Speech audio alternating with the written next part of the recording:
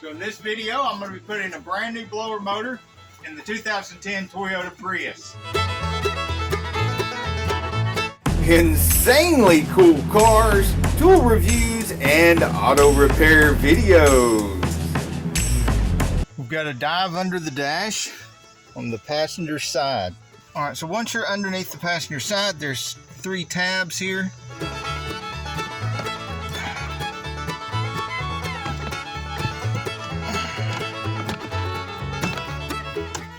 If you look at the tabs, like right here, they push in and just pull out. There's a little stop right here that goes into a square. I can't see it, but you probably can. Like a little square hole there. Set this aside. Underneath here are 3 bolts or screws. I don't remember which one. I think they were Phillips head screws last time I was doing this. And then of course these right here have a bracket that's usually in the way.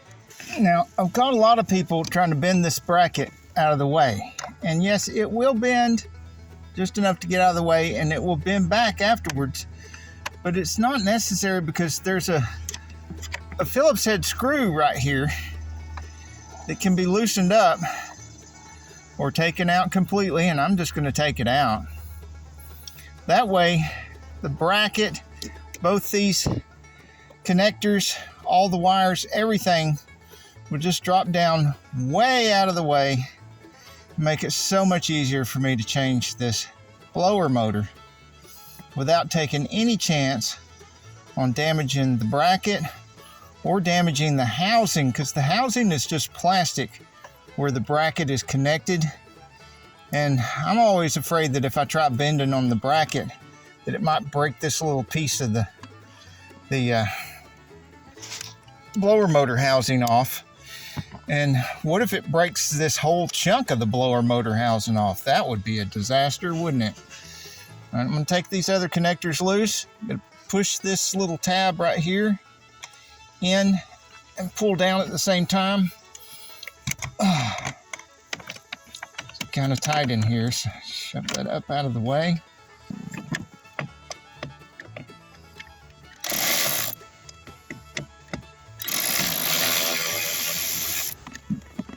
That's one.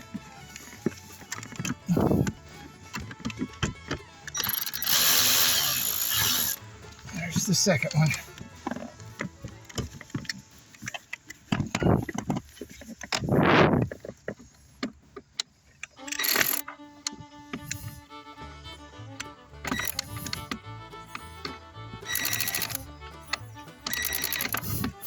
I don't know if y'all can see, but I can't see. I'm just going by feel. There we go. All right, so there's the culprit right there. Let's see if I can give you a view up inside there and see if there's any kind of rat's nest or anything in there. Oh. Nope, see all the way to the filter. All right, time to put the next one in. Okay, this right here's got to line up over here. Go in that spot just like that. Get these screws in here.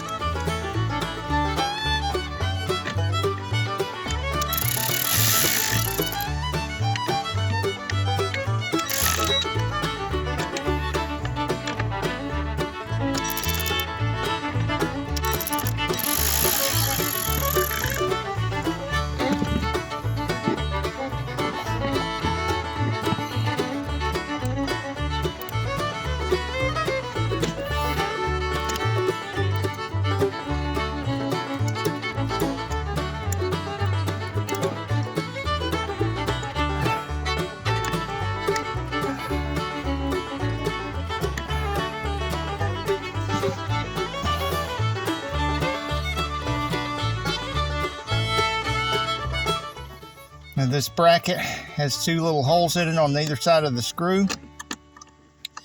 And it's got two little stobs, plastic stobs sticking down from the housing that need to go into those holes so that they don't get crushed and cause damage to the housing. So I'm keeping an eye on those. Make sure I don't crush them. And there we go.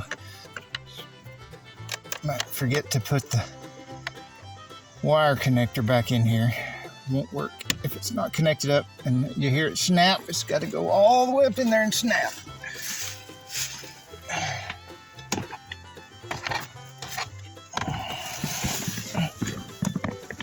And this got to go into that square hole back there. These three little holes in the front. That was a stubby Phillips, a gear wrench T25 with a ratchet. Doesn't matter what ratchet. But the Ryobi P344 sure did make it a lot easier. You notice the head looks kind of funny here. It's because if you push this up, you can twist the head around to whatever position you want it. It locks into place. And it's not the most powerful ratchet in the world, which is an asset in situations like this because I was screwing those screws into plastic and I didn't want a lot of power. I just wanted it to turn fast without me having to move my arm a lot because I can't move around a lot in there. But does it work? Time for the moment of truth.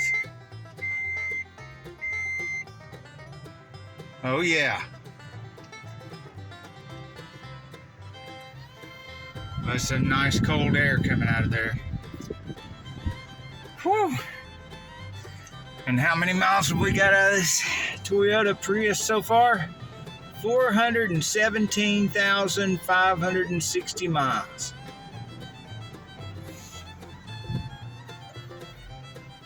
Look up in the corner, you'll see a link to a whole playlist of Prius repairs. Please remember to like, subscribe, comment. Put your questions down below. Until next week, get off the couch, get dirty.